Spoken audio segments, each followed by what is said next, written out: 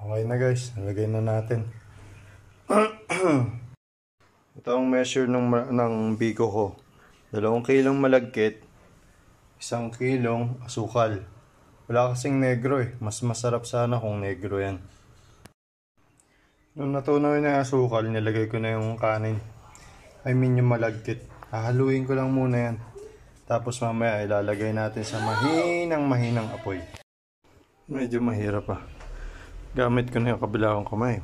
Nagagamit ko na siya. Ayan na guys.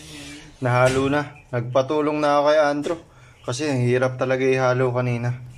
Nilagay ko na rin muna sa mahinang apoy. Kasi lulutuin natin yan ng 1 oras ng mahinang apoy. Guys, update. Medyo malutong na siya. Ayusin ko lang muna. Tsaka mamaya. Basta ayusin ko muna.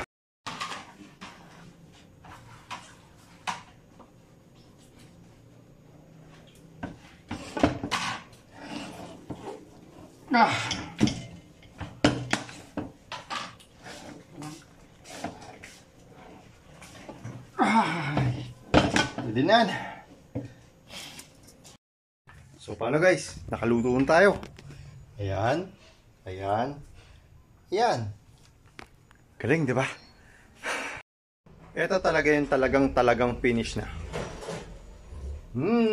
Yummy!